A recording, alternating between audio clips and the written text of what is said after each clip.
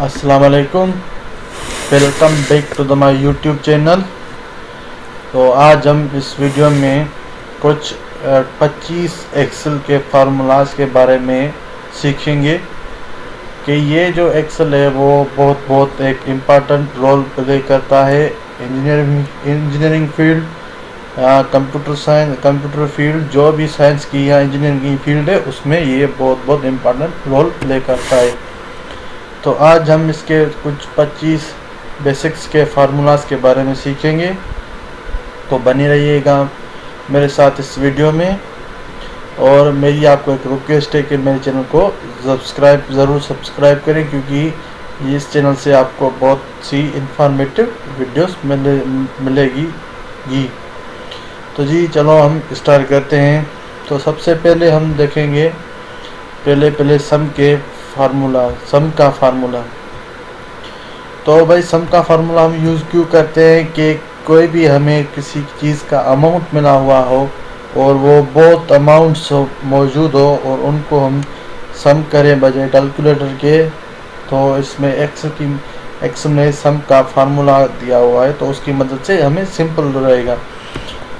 तो जी सम के फार्मूले के लिए पहले आपने क्या करना है कि इज इक्वल देना है, फिर सम, ये देखो फार्मूला आ गया। अब आपने टैब की प्रेस करना है और उसके बाद जो है आपने रेंज देनी है। यहाँ से सिलेक्ट कर पूरी रेंज देकर ब्रैकेट क्लोज इंटर प्रेस करेंगे तो ये आपका सम निकल आएगा।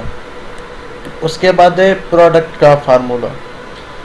प्रोडक्ट का फार्मूला हम यूज़ क्यों करते हैं कि भाई हमारे पास किसी भी चीज़ की इतनी क्वांटिटी है और इस रेट में हम बेचना चाहते हैं, तो टोटल अमाउंट हमारा कितना होगा, तो उसके लिए हमने प्रोडक्ट का फार्मूला यूज़ करना है। तो प्रोडक्ट के लिए इज इक्वल टू प्रोडक्ट लिखेंगे। प्रोडक्ट ये आपका आ गया। आप टैब की प्रेस करेंगे और उसके बाद आपने रेंज देंगे और ब्रैकेट क्लोज और इक्वल, यानी आप देख सकते हैं ये सेम अमाउंट आ गया आपका। और उसके बाद है हमारा सम इफ़ का फार्मूला।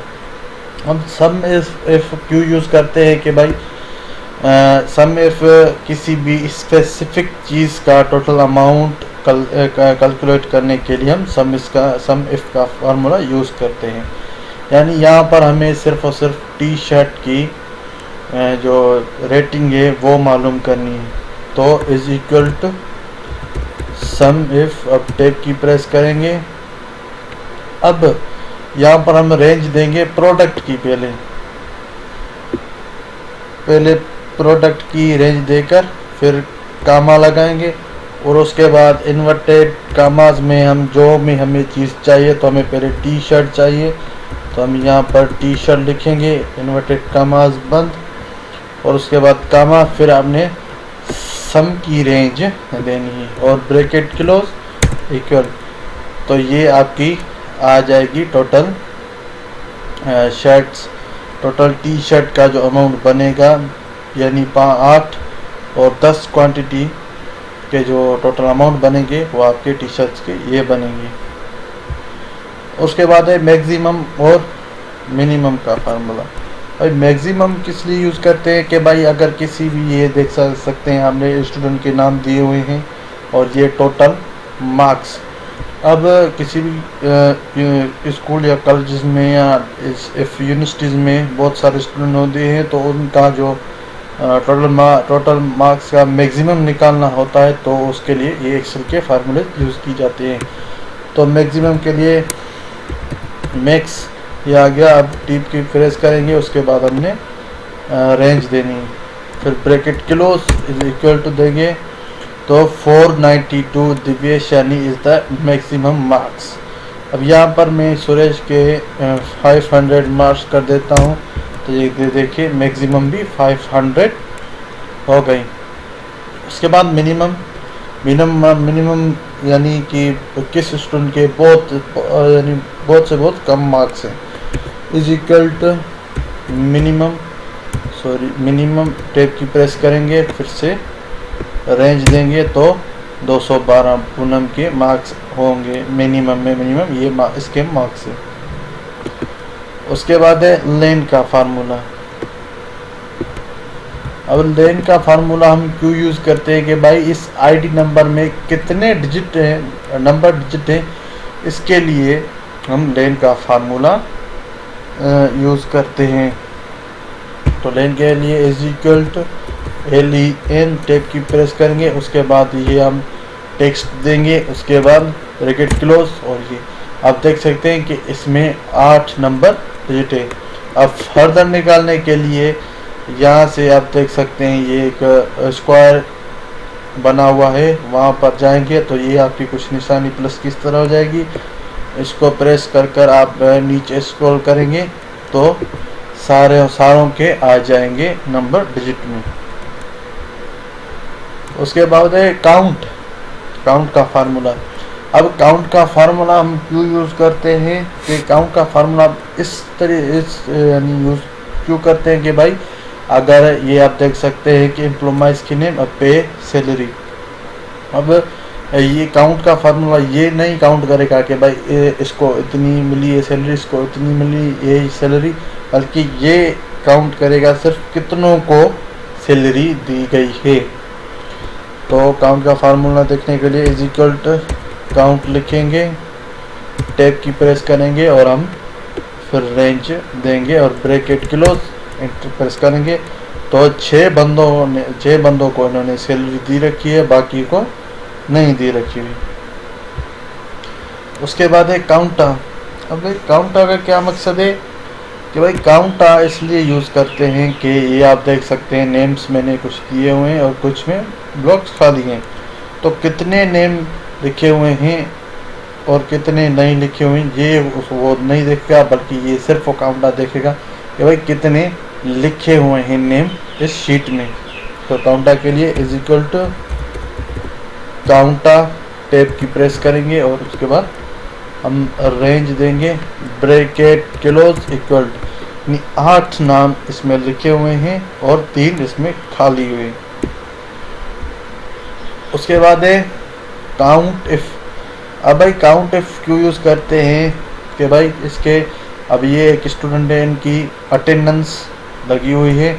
अब इसमें देखेंगे भाई इन्होंने कितने क्लासेस में प्रेजेंट है और कितनी क्लासेस में एब्सेंट है। पहले प्रेजेंट के लिए निकालेंगे, is equal to count if, tab की प्रेस करेंगे, उसके बाद स्टूडेंट की रेंज देंगे।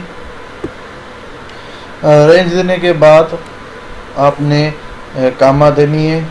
अब इसमें क्राइटेरिया प्रेजेंट का देना है, तो इन्वर्टेड कामाज में हम P लिखेंगे और ब्रैकेट क्लोज और इज इक्वल टू, यानी आप देख सकते हैं इसने 5 क्लासेस में प्रेजेंट है, यानी वीक में 5 क्लासेस में प्रेजेंट किए हुए हैं।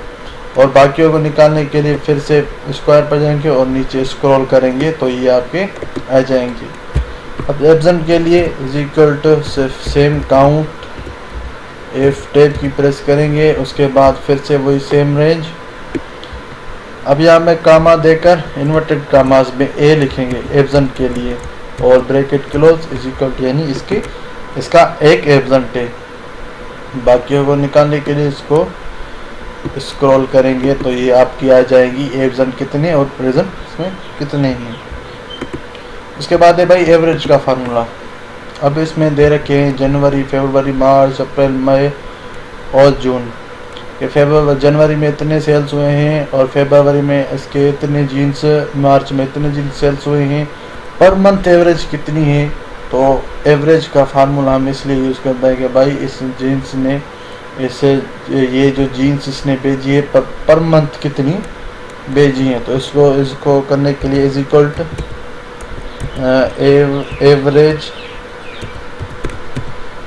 एवरेज टैब की प्रेस करेंगे, उसके बाद रेंज देंगे सिर्फ और सिर्फ ब्रैकेट क्लोज इज इक्वल। ये आप देख सकते हैं रेंज आ गई। अब बाकी को निकालने के लिए फिर से यहाँ से लेकर स्क्रॉल करेंगे तो ये इन तीनों की, टी शर्ट की, कोट की और जीन्स की पर मंथ एवरेज इसकी आ गई।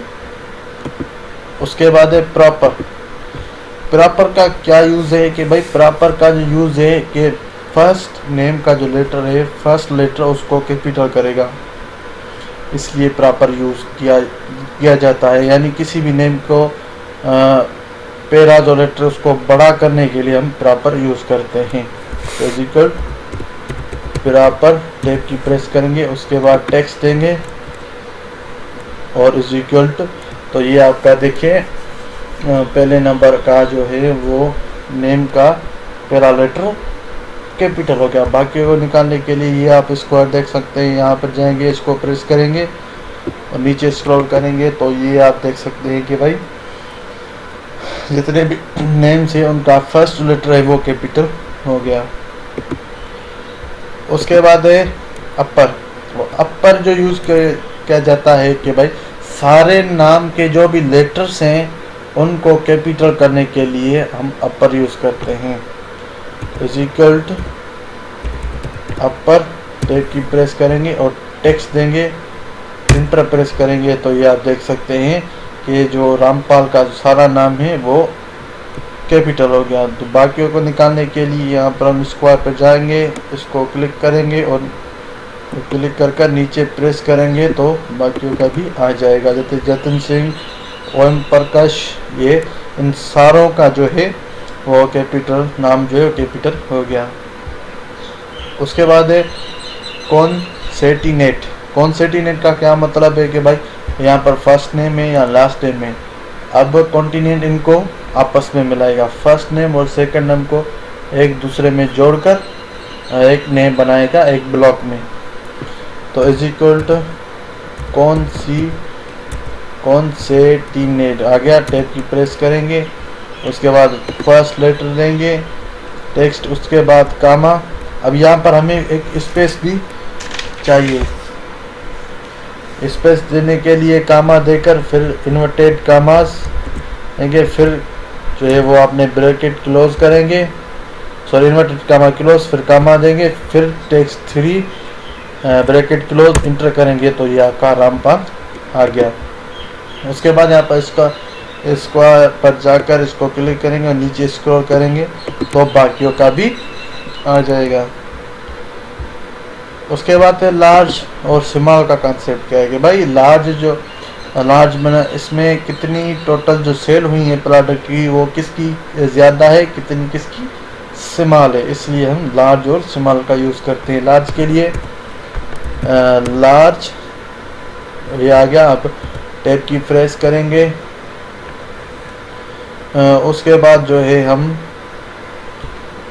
लार्ज के लिए हम रेंज देंगे, रेंज देकर यहाँ पर जो है कामा, अब किस नंबर पर हम लार्ज चाहिए, पहले नंबर पर लार्ज चाहिए, दूसरे नंबर पर, तीसरे नंबर पर, फोर्थ नंबर पर हमें पहले नंबर पर चाहिए तो इज इक्वल वो स्वीटर। अब दूसरे नंबर के लिए फिर इज इक्वल लार्ज, ये आ गया, रेंज देकर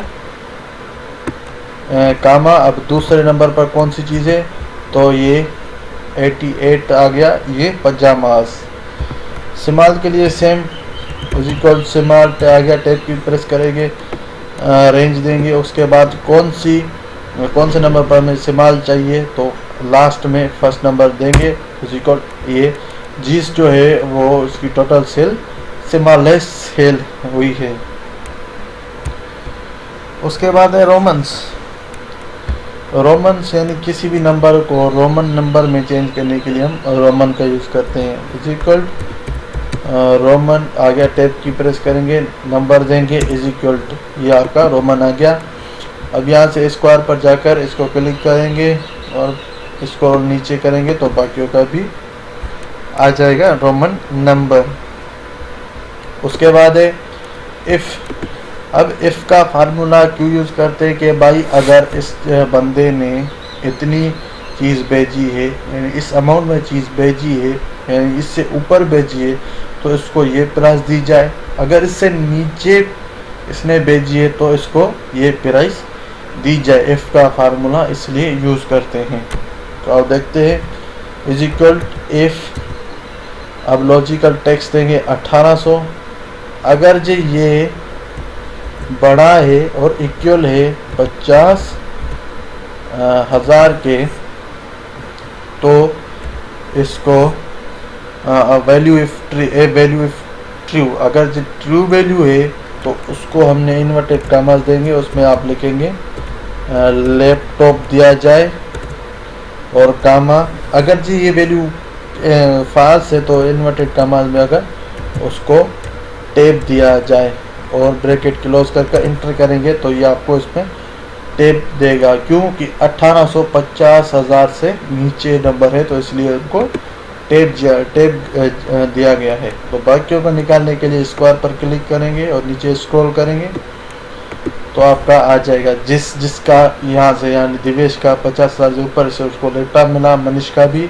और कालीचरण का भी 50,000 से ऊपर है टोटल सेल्स, तो उसको हमने लैपटॉप दिए, बाकी को टेप मिले प्राइस में। उसके बाद है लेफ्ट और राइट का फार्मूला। अब लेफ्ट के लिए यानी जो अगर हमने कोई नाम दिया हुआ है हमें, तो उसके लेफ्ट कैरेक्टर मालूम करने के लिए हमें लेफ्ट का फार्मूला यूज़ करेंगे और राइट के लिए हम राइट का फार्मूला यूज़ करेंगे। तो इज इक्वल लेफ्ट आ गया, टैब की प्रेस करेंगे, टेक्स्ट देंगे, कामा देकर अब कितने लेफ्ट में हमें चाहिए, तो 3 हमें चाहिए, ब्रैकेट क्लोज कर इंटर करेंगे तो ये आपका लेफ्ट 3 कैरेक्टर आ गए। बाकियों को निकालने के लिए स्क्वायर पर जाकर क्लिक करें और नीचे स्क्रॉल करें तो आपके आ जाएंगे लेफ्ट कैरेक्टरिस्टिक्स। राइट के लिए इज इक्वल टू राइट लिखेंगे, आ गया, टैब की प्रेस करेंगे, टेक्स्ट देकर अब हमें 4 नंबर चाहिए, 4 राइट के कैरेक्टर चाहिए तो 4 देंगे, ब्रैकेट क्लोज इज इक्वल यानी NDAY हमारे आ गए। तो ऐसे आपने आप जो है वो लेफ्ट और राइट का कैरेक्टरिस्टिक काउंट कर सकते हैं। उसके बाद है जी काउंट ब्लैंक। काउंट ब्लैंक के लिए मत सेल यानी काउंट ब्लैंक क्यों यूज़ करते हैं कि भाई जो नेम्स हैं यहाँ पर इनके मोबाइल किस के मोबाइल दिए हुए हैं या किसके नहीं दिए हुए, तो इसके लिए हम काउंट ब्लैंक का यूज़ करते हैं। इज इक्वल काउंट ब्लैंक आ गया, टैब की प्रेस करेंगे, अब रेंज देंगे और इज इक्वल यानी 3 जो नंबर हैं, 3 जो नेम्स हैं उनके हमने उन्होंने हमें नंबर नहीं दिए हुए, बाकियों ने हमें दिए हुए हैं। तो अकाउंट ब्लैंक जो है वो किसने नंबर नहीं दिए उसके लिए यूज़ करते हैं। उसके बाद है नाउ क्यों यूज़ करते हैं, नाउ अभी के लिए, तो इसके लिए सिंपल है, is equal to now, tab की प्रेस करेंगे, ब्रैकेट क्लोज कर इज इक्वल देंगे,